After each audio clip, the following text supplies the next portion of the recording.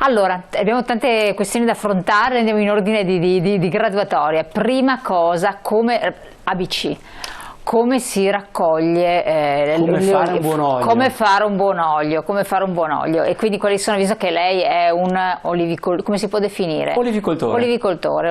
Allora, quindi... innanzitutto bisogna alimentare bene la pianta, cercare di fare il minimo dei trattamenti necessari, utilizzare rame e zolfo, che sono i prodotti naturali, e poi cerchiamo di combattere la mosca o la tignola con degli antagonisti. Ci sono dei ferormoni che permettono la confusione sessuale, quindi non abbiamo neanche l'attacco della mosca. La mosca va trattata esclusivamente quando le condizioni climatiche lo consentono, altrimenti, se non c'è la necessità, è inutile buttare. Lei diceva che quest'anno tra l'altro c'è un clima bello, soleggiato, caldo, che in questo periodo veramente siamo nella raccolta dell'uva, ma si sta veramente, il frutto dell'oliva si sta crescendo e sta maturando, e non abbiamo dei fenomeni di attacchi di mosca come invece altri anni più piovosi, più maldestri, direi. Quindi è una buona annata? Direi proprio di sì, è una buona annata. Tenete presente che noi nel nostro Veneto siamo mediamente 5.000 ettari su 7.000 produttori, quindi ogni produttore ha meno di un ettaro di media, e quindi ha la possibilità di seguirlo in maniera meticolosa il proprio oliveto. Quindi è un aspetto positivo. Questo è uno dei fattori importantissimi per ottenere una grande qualità, perché bisogna raccogliere al punto giusto di maturazione. E questo quando è? Quando c'è il cambio del colore tra il verde e il violaceo, si chiama invaiatura. Invaiatura. Ecco, quindi quando qualcuno vi dice quando è che raccolgo un olio di qualità, lo raccolgo al cambio del colore, l'invaiatura. In che periodo c'è questa invaiatura? Tenete presente che inizieremo i primi di ottobre, per poi arrivare verso i 10 di ottobre si inizia la piena raccolta. Una volta si iniziava a San Martino all'11 di novembre, oggi si anticipa di molto la raccolta, perché si è visto che i polifenoli, le sostanze antiossidanti che ci sono nella buccia verde dell'oliva, ci dà quei toccoferoli, quelle sostanze aromatiche che ci permettono di avere un olio molto salutare.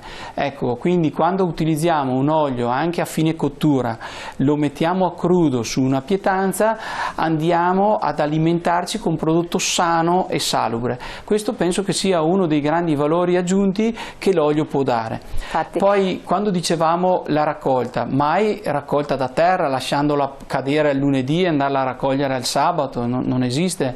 Vanno messe le reti, si può fare per scuotimento, si può fare per raccolta meccanica con le pinze. Noi abbiamo adesso veramente meccanizzato bene l'olivicoltura, e quindi con questi rastrelli meccanici si riesce a fare anche del lavoro.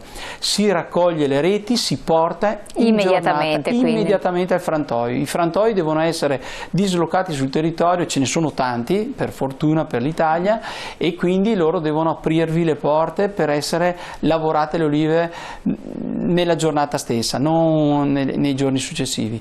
E poi la terza cosa importante sono le temperature.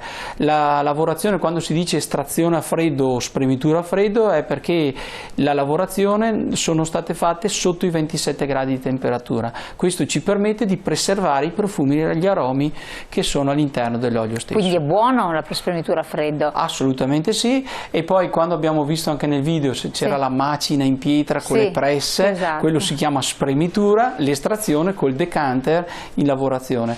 È un sistema più moderno ma molto più veloce, e anche tra l'altro poco invasivo per quanto riguarda la qualità dell'olio.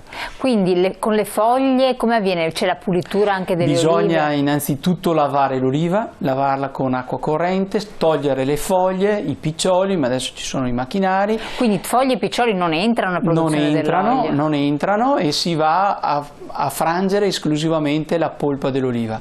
Una volta che l'oliva è lavata e ben defogliata, può essere macinata. Naturalmente ci sono due metodi: macina a pietra, macina a martelli, frangitore. Il frangitore, quando si dice molitura o frangitura, ecco, è bello anche dare queste nozioni. Molitura perché si utilizza la mola, quindi la molazza, sì, e quindi la macina, la frangitura perché è una frangitura meccanica tramite un mulinetto meccanico. Cosa succede? Nella molitura l'olio esce leggermente più dolce, nella frangitura è un po' più energica e quindi estrae un po' più polifenoli all'interno della buccia e quindi leggermente più profumato. Ah, quindi uno deve anche dovrebbe informarsi come avviene sì. anche... Poi all'interno di un frantoio non bisogna andare a sentire i profumi perché i profumi devono rimanere all'interno della pasta dell'oliva e quindi vendervi l'olio con i suoi profumi. E quindi la nuova tecnologia cos'è? Di avere delle gramole sotto azoto chiuse dove preserva il profumo all'interno della pasta di olive che poi una volta estratto mi trasferisce i profumi nell'olio. C'è un'acqua che esce, un liquido? Tenete presente che ogni quintale di oliva il 40% è acqua, l'altro 40-45% è la sansa, il nocciolo, che una volta si faceva l'olio di sansa, ora mai più, si utilizza per riscaldarci, e poi c'è un 12-15% di olio. L'acqua oggi ha un valore inestimabile perché è ricca di antiossidanti, veramente va bene per le dermatiti della pelle, viene utilizzata anche come un bene prezioso perché questi polifenoli che ci sono all'interno possono essere separati e quindi l'acqua si può bere e il polifenolo viene utilizzato come integratore per tanti alimenti. Pazzesco, interessantissimo. Quindi dell'olio non si butta via nulla. Assolutamente. Leggiamo un attimo i messaggi, se la regia gentilmente ce li rimette in onda, che li avevo persi perché stavo ascoltando, veramente incantata quello che raccontavi. I prodotti della terra saranno quelli che ci salveranno da questa industria chimica. Eleviamo il valore del biologico e nel frattempo abbassiamo i prezzi così da permettercelo tutti. Sì, è una cosa che la riguarda anche come presidente Coldiretti. Guarda, rispondo come presidente di Coldiretti Veneto, perché insomma siamo qua nel nostro territorio.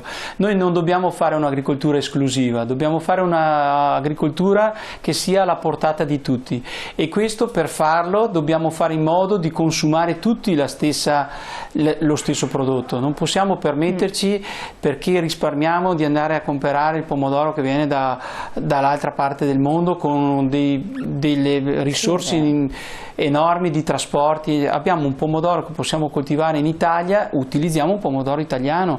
Lo stesso per la nostra zona, abbiamo il radicchio di Treviso, di Venezia, di Chioggia, abbiamo il radicchio di Verona. Dobbiamo utilizzare i nostri prodotti. Allora in questa maniera qua cosa succede?